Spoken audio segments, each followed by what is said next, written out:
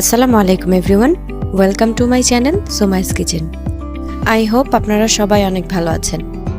মাখা আম খেতে আমরা সবাই অনেক বেশি পছন্দ করি, তাই আমার আজকের ভিডিওতে আমি আপনাদের জন্য নিয়ে এসেছি আমের মাখা অথবা আম ভর্তা।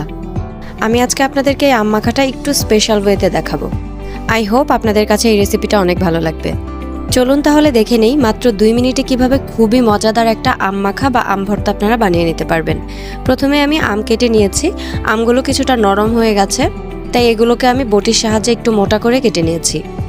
এরপরে আমি আমগুলোকে একটা বড় ডিশে নিয়ে নিয়েছি সো দ্যাট আমার এটা মাখাতে ইজি হয়। এরপরে আমি দিয়ে দিচ্ছি পরিমাণ মতো লবণ। আমি হাফ চা চামচ পরিমাণ এখানে দিয়েছি। তারপরে দিয়ে দিচ্ছি প্রায় হাফ চা চামচ পরিমাণ মরিচের গুঁড়া। মরিচের গুঁড়াটা কিন্তু টোটালি অপশনাল, তবে আমি প্রেফার করি একটু মরিচের গুঁড়া অ্যাড করে দিতে। এতে করে ফ্লেভারটাও ভালো হয় আর কালারটাও অনেক সুন্দর হয়। এরপরে আমি ভাজা মরিচ নিয়ে নিয়েছি 4টা। ভাজা মরিচটা কিন্তু ভুল করেও স্কিপ করবেন না, কারণ এই ভাজা মরিচ থেকে খুবই সুন্দর একটা ফ্লেভার আসে, যেটা এই ভর্তার জন্য মাস্ট নিডেড। আর আপনারা যদি ঝাল খেতে পছন্দ করেন তাহলে মরিচের গুঁড়া এবং মরিচ দুটাই দিবেন, যেমনটা আমি ব্যবহার করেছি। তারপরে আমি দিয়ে দিয়েছি চিনি। এখানে আমি প্রায় 2 টেবিল চামচ পরিমাণ চিনি ব্যবহার করেছি। চিনিটা অবশ্যই আপনারা আপনাদের প্রেফারেন্স অনুযায়ী অ্যাড করবেন, আর অবশ্যই আমটা কী পরিমাণ টক সেটার উপরে ডিপেন্ড করে চিনি ব্যবহার করবেন।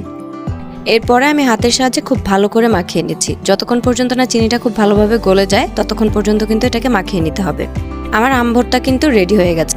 চাইলে আপনারা এইভাবেও পরিবেশন করতে পারেন, অথবা চাইলে এভাবে শেষে আমার মতো কিছুটা লিকুইড দুধ ব্যবহার করতে পারেন। এখানে আমি জাল করা কিছুটা লিকুইড দুধ ব্যবহার করে আলতো হাতে মিশিয়ে দিচ্ছি। সব শেষে এরকম অল্প একটু দুধ মিশিয়ে নিলে কিন্তু এই আম ভর্তার টেস্ট আরও অনেক বেশি বেড়ে যায়। এই তো তৈরি হয়ে গেছে আমার আম ভর্তা। ট্রাস্ট মি, এই আম মাখাটা খেতে অনেক বেশি মজার হয়। এটা একটু কাঁচা পাকা আম, তবে আপনারা চাইলে একদম কাঁচা আম দিয়েও ভর্তা বানাতে পারেন। আমার চ্যানেলে অলরেডি কাঁচা আমের ভর্তা একটা দেওয়া আছে, আমি ডেসক্রিপশন বক্সে লিঙ্কটা দিয়ে রাখবো, আপনারা চাইলে দেখে নিতে পারেন। আর যেহেতু আমের সিজন চলছে, অবশ্যই এটা একবার ট্রাই করে দেখবেন। দেখা হবে আবারও নতুন কোনো রেসিপি নিয়ে। আল্লাহ হাফিজ।